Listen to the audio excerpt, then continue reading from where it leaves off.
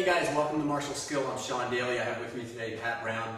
Today we're going to be talking about the basic jab and the praying mantis system. And this really applies to all fighting, but we're going to talk about it the way that we learned it in our 7-star praying mantis style.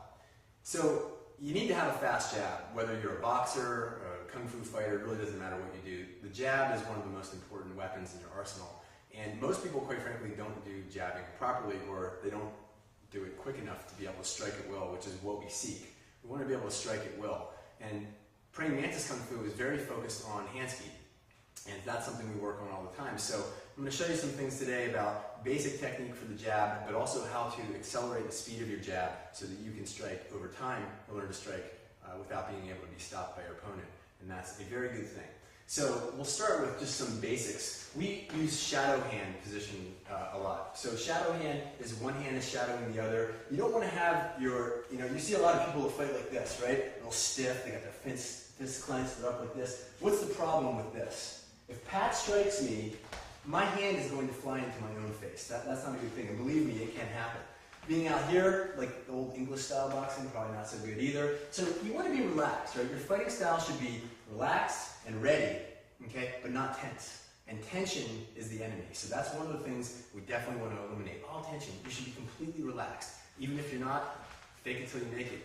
Be relaxed anyway. So you have to relax your mind and your body. This will help make you fast. So with the jab, we don't want to be clenching our fists. In this style, we don't clench our fists. We're going to make this into a fist. As it comes out, it becomes a solid object, okay? And what I want you to think of is I want you to forget about fighting. I want you to forget about punching. Because as soon as you say to somebody, punch, they get all stiff and they go, punch! And their body gets rigid and they're tense and their shoulders don't move. And if I said reach out and touch something, you would do this. Touch. Because you know that. Touch. Okay? Jabbing should be no different. Except that you're going to jab, you're going to put that touch out with a little bit more force and speed. So if I said, for example, touch the wall as quick as you can, or touch a point in the air, right there. Nice and quick, right? Shouldn't be any different when you're punching with a jab. So we have punch. Now you notice that I'm not going to square my shoulders and restrict my body motion. I want to deliver this energy and let it return as quickly as possible. So when you punch, you should go all the way out to the full extension, letting your shoulders rotate as necessary to let that happen, and right back. Okay, so we should end up in the same position. So in slow motion, we go punch and back. Punch, solid fist here, and it's gone after that. That's the only place we need it to be a fist. It doesn't serve us being a fist here, because that's just going to slow us down. So in fast motion, boom, boom, okay? That's how you get a fast jab. Forget that it's a punch. And this is a little speed drill. Find a partner. And this is one of the ways you'll be able to test your jabbing speed. We do this all the time, so extend your hand all the way. Okay, so you start right here, and you've probably seen this before in other videos we've done. Go ahead and pull that back. Now the trick is Pat's going to punch, and I'm going to try to pull this hand away before he can strike it. Okay, there you go. Nice. Almost. That's it. So you want to follow that through. Go ahead. There you go. There you go. So one of the tricks, let's switch now. Okay, one of the tricks with that is to extend through. So don't be like, oh shoot, I missed these, pulling his hand back. Follow through. Because if somebody was to move their head back, would you stop? No, you'd want to continue through that, right? So the other part of it, not telegraphing. Your body should be completely still.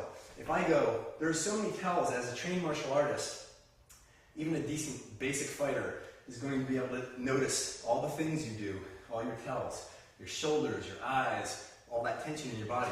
If you're completely still and you punch, they're not going to have any notice. So you want to be able to punch without telegraphing. Boom. Okay? Every time. Every time. But if I get tense, now pull your hand away. Okay? See that tension? I'm wanting it. He sees that. He sees my eyes, my shoulder, all that. So I'm exaggerating a little bit. So you want to be able to go.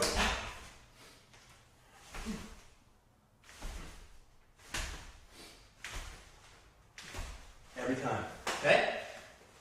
Basics of jabbing. So we'll continue with that again. But for now, practice that. You should be able to go in front of a mirror and not even be able to see your own hand. Think about flicking off water off your hand. Flick. flick, like that, and then turn it into a punch.